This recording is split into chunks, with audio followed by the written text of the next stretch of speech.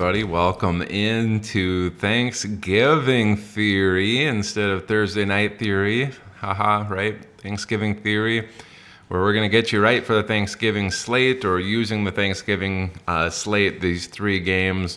We're going to kind of explain what each of these numbers mean and go from there, so you can kind of get an idea of how to build these game scripts in your head, which players are going to do well, especially helpful in these island games or these really small slates like a 3-game slate and Thanksgiving. I've been really successful here recently with this.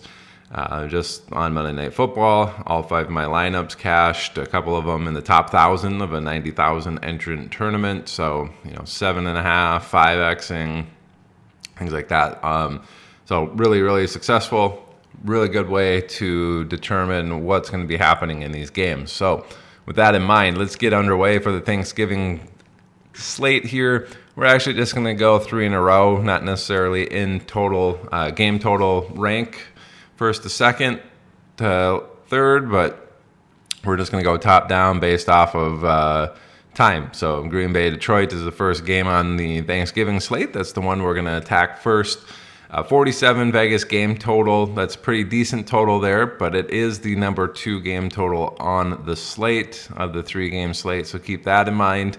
Detroit favored by 7.5 points. That gives Detroit 27.25 team implied total, with Green Bay at 19.75 for their team implied total. All right. With that out of the way, Detroit, second best team implied total on the slate. Green Bay at 4th out of the 6 teams. Getting into the away team here, Green Bay, in their offensive pass protection, 17. Detroit defensive pass rush, 18.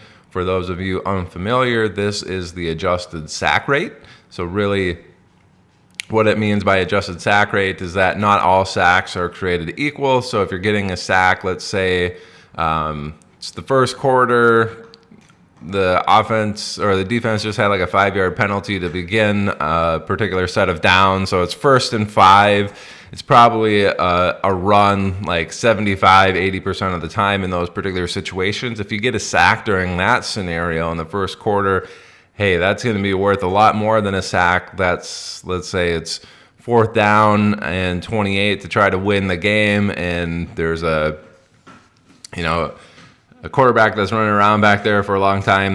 That's a situation where you'd expect a sack a little bit more often, right? So those situations, a sack isn't going to count for as much. So the offensive pass protection and defensive pass rush categories that you're going to see moving forward is really that adjusted sack rate. So keep that in mind. It's pretty even here, which just means there's nothing really to write home about in terms of the offensive and defensive line. It's just going to be a standard day at the office in terms of pass protection and defensive pass rush.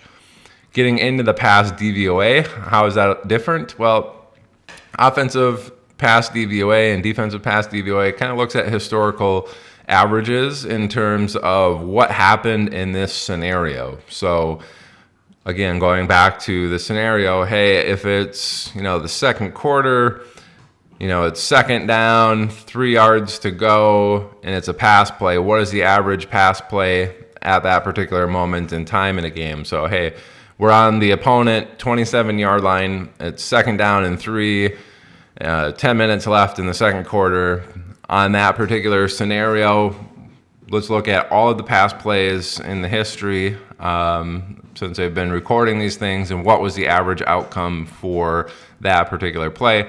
The better the outcome for you compared to the average, the better that's going to look in your DVOA. The worse the outcome for that, the worse your DVOA will look. So that's kind of how that's approached. Defense is kind of the same concept compared to how the defensive front did on that particular scenario. Were you better or worse in that given situation? So that's really how the DVOA works for pass.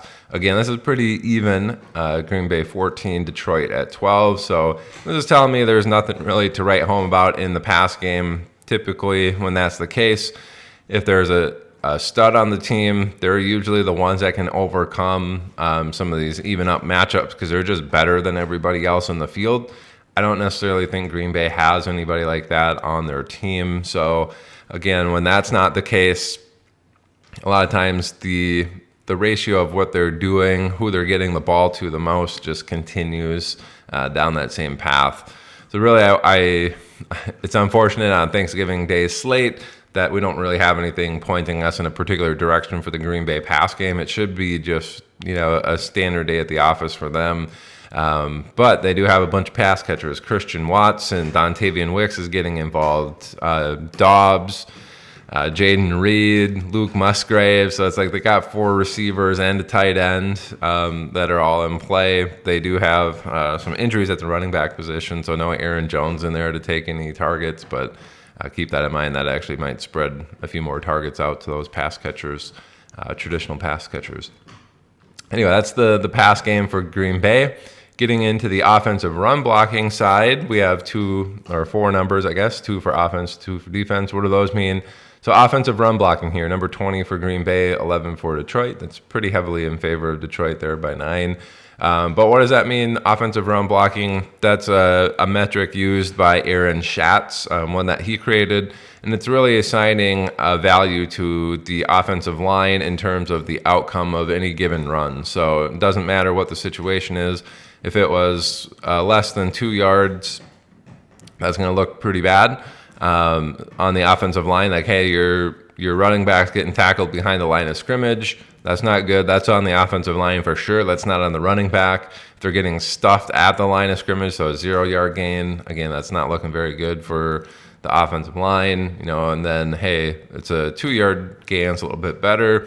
It's a 4-yard gain. Hey, that looks a little bit better for the offensive line. 5 yards, 10 yards, whatever the case may be. Anything beyond 10 yards, they kind of say that it was, really good on the offensive line, but also part of the running back doing the work on that part. But that's kind of how this offensive run blocking can be viewed. It's really like, how often are they gaining positive yardage and decent positive yardage on their runs? And really, we see Detroit almost top 10 in stopping the run. So they're, pretty good at keeping them close to the line of scrimmage or behind the line of scrimmage. Green Bay at 20th is a little bit below average in terms of gaining, yards on a consistent basis per run.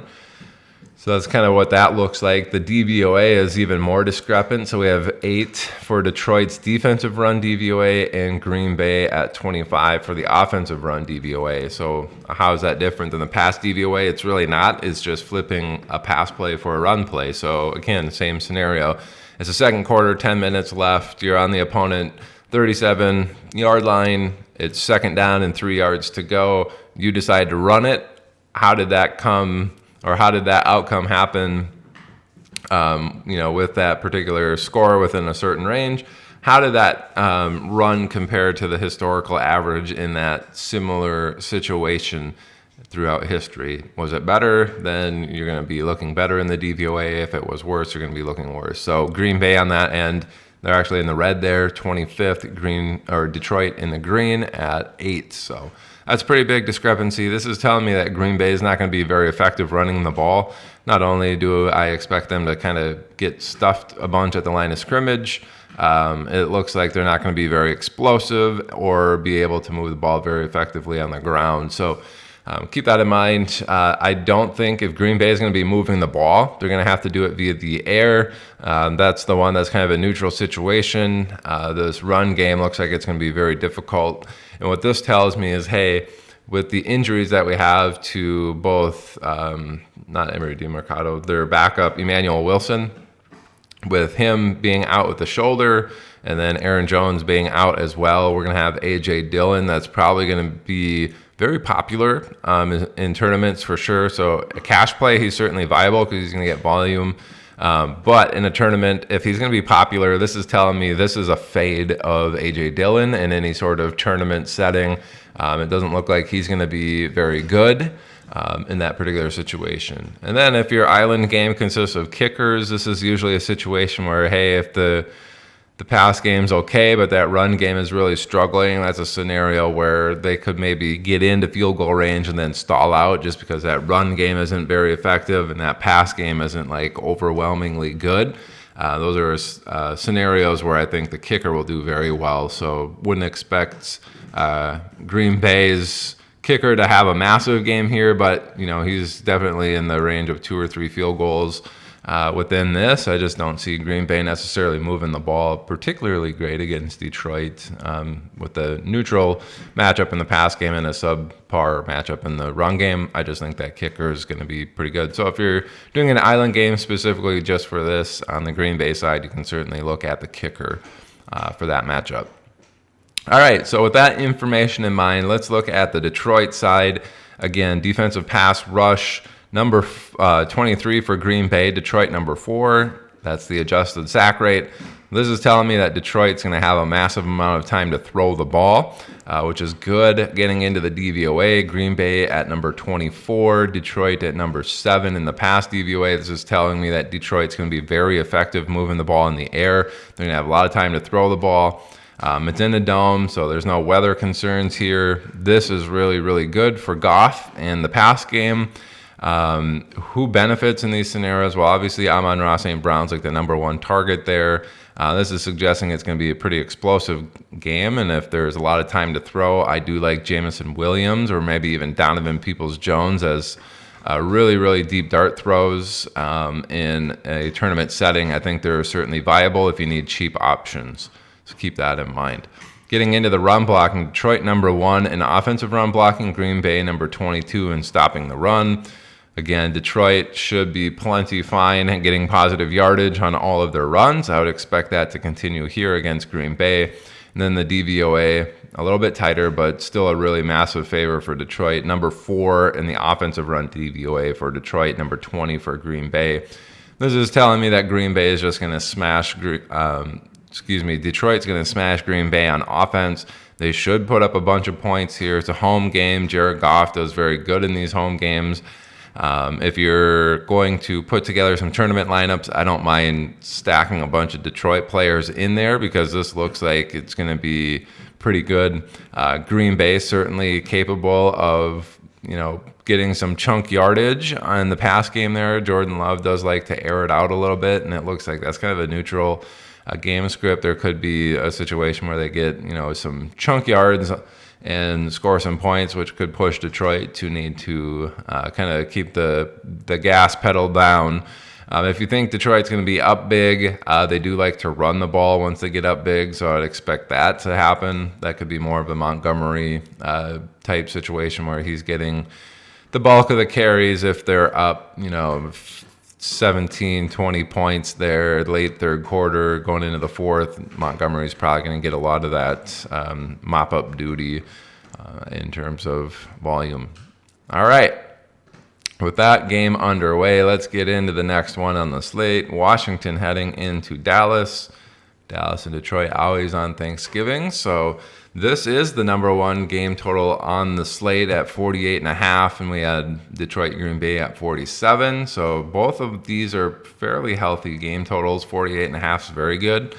So looking at this, it is the number 1 game on the slate, the 3-game slate here. We have Dallas as 11-point home favorites, again in a dome.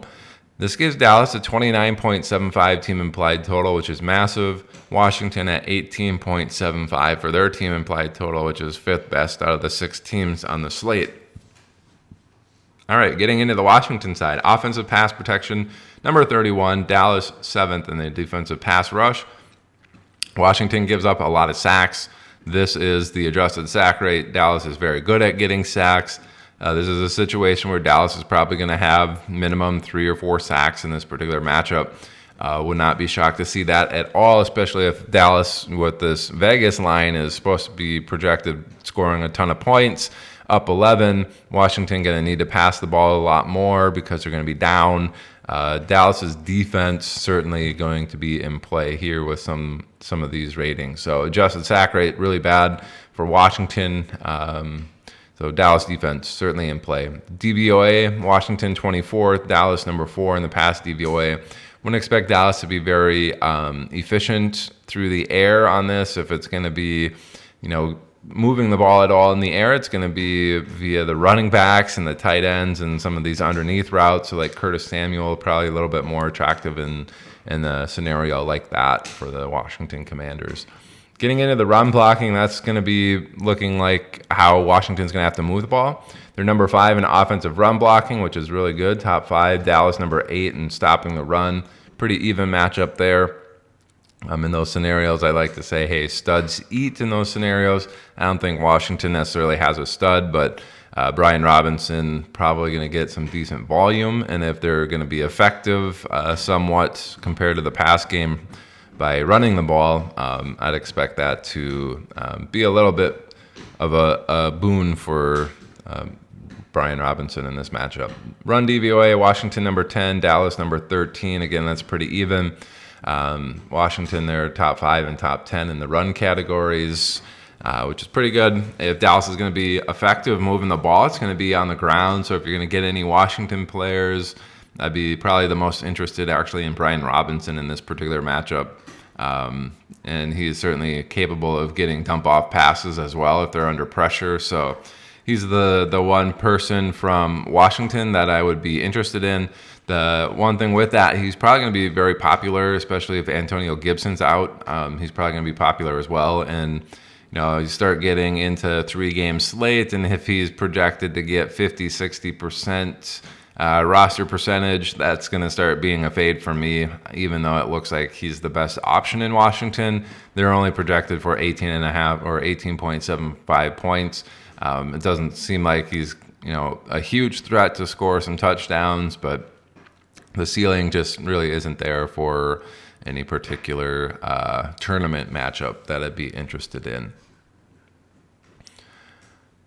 All right, let's get into the Dallas side. They're number 15 in the offensive pass protection, so dead in the middle there. Washington 21st in the defensive pass rush. I think they were a little bit better when they had Sweat and Chase there. That's been declining pretty significantly since they left. So Dallas should maybe have a little bit more time than they're used to on offense to pass the ball, which is good. For their pass game, that's kind of how the adjusted sack rate's looking. The pass DVOA is even better. Dallas top 10 at number 10. Washington dead last at number 32. They've just been really bad. They haven't, like I said, when they had the pass rushers, they were a little bit more capable there, but they just had that bad secondary that was getting torched all the time, which is why they're at number 32. Now that they don't have the pass rush and people have time to throw the ball, that's going to get even worse. Dallas offense certainly looks really, really good here on the pass game. So getting into some of that, CeeDee Lamb, if they're moving the ball well and projected to score a lot of points, Ferguson could be in there for a touchdown. We've seen Cooks be the main number 2, I guess, recently to have some of those successful games. So he's certainly somebody that you can have in your player pool. And then if you're looking for a cheaper option, probably limited upside, but run blocking side, Dallas, number 11 in run blocking, Washington number 14. Really nothing to write home about there. It's kind of a standard day at the office. Blocking shouldn't really be one of the main concerns. Getting into the run DVOA, though, Washington number 10, Dallas 22nd in run DVOA. So Dallas has actually been pretty bad compared to historical averages in terms of normal outcomes for a particular run scenario. They haven't scored a lot of touchdowns, which probably is attributing to some of this. Washington giving up so much in the pass game is probably attributing them to have a little bit better run DVOA than maybe you'd expect. They're probably not giving up a ton of rushing touchdowns since the pass game's so effective. But really, this is kind of telling me Pollard might be a fade, despite he seemingly is very talented. This particular situation on paper is telling me that it might be the pass game instead of the run game that's going to be successful in this particular matchup. If Dallas is putting up a bunch of points, it's almost certainly going to be in the pass game. While they do get close to the end zone, Pollard could certainly sneak one in. It doesn't look like he's going to have a monster game based off of the paper and the adjusted line play reports. Pace of play, Dallas number 5 in offensive neutral situation pace of play, so they do play quick. Problem is once they get out to one of those leads, they are a little bit slower, so their overall pace of play is actually at number 24. But really when it's close, Dallas is a little bit quicker. Washington, nothing really to write home about in terms of pace of play, but maybe Dallas gets out to a hot start via that pass game. All right, last game on the Thanksgiving Day slate. Pretty good one here. San Francisco going into Seattle. This is a 43 Vegas game total, so that's pretty significantly below those others. It's not great in terms of a Vegas game total at 43. Once you start getting into the low 40s, you get a little bit questionable, especially like in an island game matchup. You start thinking like kickers and defenses can get involved in terms of being a top 6 scorer. So keep that in mind. With this, San Francisco actually going into Seattle as 6.5-point road favorite. So with that 43 Vegas game total, that gives San Francisco a 24.75 team implied total. Seattle, 18.25 team implied total. So San Francisco, 3rd best on the slate. Seattle, 6th best on the slate. They are the stone worst. Getting into the San Francisco side, they're number 21 in offensive pass protection. Fortunately for them, Seattle number 27 in the defensive pass rush, so they don't generate a lot of pressure. San Francisco should have more time to throw the ball than they're used to because they're down at 21. Purdy should have some time to throw the ball in this particular matchup. Unfortunately for him, that DVOA is a pretty juicy matchup. So San Francisco, top team in the league, number 1 in pass DVOA. They're very, very efficient with their pass plays. Seattle, 25th in defensive pass DVOA, so they're almost the exact opposite, where they give up a lot of chunk yards and everything through the air. So really, San Francisco air attack looking very good in this. Who do they throw it to? They got a lot of weapons too. They got Ayuk. They got Kittle, they got Debo. Those guys are all certainly in play. Christian McCaffrey also catches the ball pretty frequently for San Francisco. Getting into the run blocking, San Francisco number 4, Seattle number 7. This is kind of an even up matchup. Typically in those scenarios, they say studs eat. San Francisco does have the absolute stud of all studs and at the running back position, Christian McCaffrey. So in these situations, I think, hey, he's still going to be a pretty effective running back. He's going to overcome some of these defenders, getting at them and be able to get around them, get through them, whatever the case may be. He should be pretty successful. Getting into the run DVOA, San Francisco number 3 in the run DVOA, Seattle number 16. So Seattle giving up a little bit more efficient plays, even though they do stop them at the line of scrimmage. On a frequency basis, they do give up some explosive plays on the run game, which could be good for Christian McCaffrey as well. Really is just telling me if the pass game is going to be having more time than usual and be very explosive, the run game looks like it's a plus, neutral to plus matchup. San Francisco should be moving the ball pretty effectively against Seattle here. I don't know what the weather is going to look like, but I certainly think San Francisco capable of putting up more than 24 or 25 points in this case, which Vegas is saying. Getting into the Seattle side, Seattle number 7 in offensive pass protection. San Francisco actually 22 in the defensive pass rush. I think this is improving. They did get Chase there at the trade deadline, so their defense has been really solid actually the last 2 weeks coming off of that Chase trade. So look at that a little bit skeptically. Number 7 versus number 22. Seattle's pass protection, they've been pretty good about not giving up sacks. They might be under a little bit more pressure in this matchup than they're perhaps used to. I think that 22 line from San Francisco is a little bit false in terms of what they're going to be able to generate for pressure, which is also mirrored with the pass DVOA for San Francisco being at number 6. So they're one of the best units there in the pass DVOA and not giving up a lot of explosive plays. Seattle number 11 in the pass DVOA. So really, Seattle probably a little bit less time than they're used to, and then the pass DVOA, kind of a below average matchup there. We're going to be probably okay at the pass game, but not great. Typically, I don't know, in those scenarios, you just kind of go to the people that typically are going to get the ball. It's DK Metcalf and Lockett, barring any injuries to any of those people. And then Jackson Smith and Jigba has usually been a pretty healthy 3rd place in terms of the Seattle pass catchers. Jake Bobo is always a name that you can keep into mind for deep dart throws, but it's not looking real good for Seattle in the pass game here. Getting into the run blocking side, Seattle number 12 in offensive run blocking, San Francisco 21st. This is suggestive that Seattle should be, getting some plus yardage on every single run or the majority of their runs. But again, they have Chase there that they got at the deadline. This is maybe improving a little bit. The run DVOA for San Francisco 23, Seattle 20. This is really on paper telling us that Seattle, if they're going to move the ball, they're going to be a little bit more effective doing that. If it's in the run game, that could be Charbonnet there. It sounds like Walker is going to be out for this particular week, so expect Charbonnet in there. He's probably going to be popular.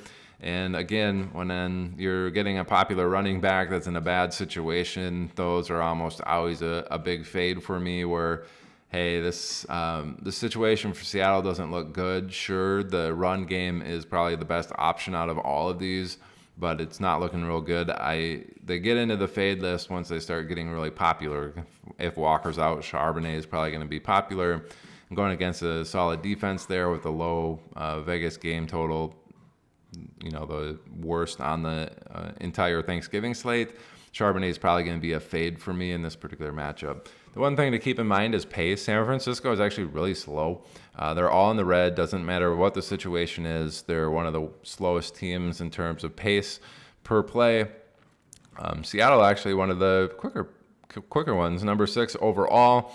17 in the offensive neutral situation, so kind of middle of the pack there. But then, hey, if they're leading by 7+, they're top 10. If it's a not neutral situation, but just when the score is within 6, they play pretty quickly, and then when they're trailing by 7+, they play really quick as well. So that's something to keep in mind. Seattle may be getting quite a few plays off, giving the ball back if they're not moving it to San Francisco for them to score a few more points. So that could lead to San Francisco having a few more opportunities to score if Seattle's playing quick and not being very effective with their drives. Those 3-and-outs, 4 or 5 play drives where they're punting are maybe going to go by really quick, and then San Francisco will get opportunities to drive down the field and be successful there.